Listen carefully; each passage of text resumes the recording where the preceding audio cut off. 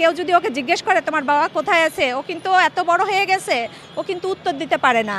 আমিও কিন্তু উত্তর দিতে পারি না। আমার কাছে কিন্তু কোনো আসলে এটা কোনো উত্তর নাই যে একটা মানুষ, একটা জলজ্যান্ত মানুষ সেভাবে একটা গুম হয়ে যাবে। আমাকে এবং আমার স্বামীকে, আমার সন্তানকে এই 12টা বছর ধরে এরকম দুর্ভোগ পোহাতে হবে, এটা কখনো কোনো রাজনৈতিক করা কোনো ব্যক্তি কখনো কেউ কল্পনা তো চিন্তা তো দূরের কথা, তারা কেউ কল্পনাও করে না। আমি এবং আমার সন্তান এই 11-12 বছর ধরে এই ছবিটা ধরে ধরে শুধু খুঁজে বেড়াচ্ছি সোহেলকে। আমি এখন বর্তমান যে অন্তর্বর্তীকালীন সরকার আছে, সেই সরকার যে গুম কমিশন গঠন করে দিয়েছে, সেখানে আমরা আমাদের আবেদনটা জমা দিয়েছি যে সোহেলকে যেখানে যে অবস্থায় আছে, সোহেলের যেন সঠিক সংবাদটা আমরা এখন অন্তত পাই, অন্তত এখন আমার সন্তান জানতে পারে যে ওর বাবা কোথায় আছে। কারণ ও তো কোথাও বলতে পারে না। কেউ যদি ওকে জিজ্ঞেস করে তোমার বাবা কোথায় আছে, ও কিন্তু এত বড় হয়ে গেছে, ও কিন্তু উত্তর দিতে পারে না। আমিও কিন্তু উত্তর দিতে পারি না। আমার কাছে কিন্তু কোনো আসলে এটা কোনো উত্তর নাই যে একটা মানুষ, একটা জলজ্যান্ত মানুষ সেভাবে একটা গুম হয়ে যাবে। তখন ও 5 বছরের ছিল, ওকে তখন বুঝাতাম যে তোমার বাবা বিদেশে আছে, বিদেশ থেকে আসবে। কিন্তু একটা সময় যখন ওই ছবি নিয়ে দাঁড়ায় খালি বলতো আমার বাবাকে ফিরাই দাও, তখন তো এই প্রশ্নের উত্তর দিতে পারতাম না যে বাবা বিদেশে আছে, আবার বলছি যে বাবাকে ফিরাই দিতে বলো।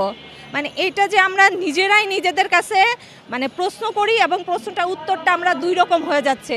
মানে আমাদের সন্তান পরে আস্তে আস্তে যখন বড় হয়েছে তখন আসলে বুঝতে পারছে যে ওর বাবাকে আসলে এই সরকার, বিগত যে সরকার ছিল সেই সরকারটা ওর বাবাকে গুম করেছে। আমরা যখন গুম হয়েছে সোহেল, তখনই আমি চকবাজার থানায় জিডি করেছি এবং জিডি করার পরে তো তারপরে তার কোনো মানে ফলাফলই নাই। যেটা বললাম যে জাতিসংঘের যেই মানবাধিকার কমিশন তদন্ত করতে বলে পাঠিয়েছে 76 জনের নামে, তখন ওদের নামের যে তালিকাটা সরকারের কাছে প্রেরণ করা হয়েছিল বিগত সরকারের কাছে, তখন সেই সরকার এসে জাস্ট যখন প্রেশার দিত তখনই তারা এসে একটু খোঁজ নিত যে কোথায় আছে, কি আছে।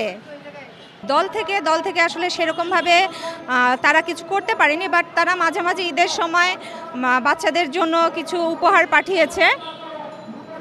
এটা তো আসলে যার যায় সেই বোঝে যে কষ্টটা কি। আর একটা সংসারের মেইন উপার্জনক্ষম ব্যক্তি যদি এতগুলো বছর ধরে গুম হয়ে থাকে, সেই সংসারটা যে চালানো সেটা যে কতটা কষ্টকর, সেটা একমাত্র যে ভুক্তভোগী সে ছাড়া আর কেউ বুঝতে পারে না। আমরা শুরু থেকেই মায়ের ডাকের সাথে ছিলাম এবং আমরা যেহেতু মায়ের ডাকের একটা প্ল্যাটফর্ম ব্যবহার করে সবাই একত্রিত হয়েছিলাম, আর সেখান থেকে মেইনলি ও বাধাটা মায়ের ডাকের উপরেই আসতো, চাপটা উপরেই আসতো। তারপরে আমরা বিভিন্নভাবে যখন ওই প্রেশার দিত সরকারকে, তখন তারা আবার আমাদেরকে বিভিন্নভাবে যখন খোঁজ খবর করতো, সেটাই তো এক রকমের টর্চার। যে আমি আমার স্বামীকে 11 বছর ধরে খুঁজে পাচ্ছি না, আমি রাস্তায় দাঁড়ায় বলছি, আবার তারা আমার বাসায় এসে জিজ্ঞেস করছে যে আমার স্বামীর কি হয়েছে। এত বছর পরে যদি তারা আবার এসে জিজ্ঞেস করে, এটা তো একরকম মেন্টাল টর্চার।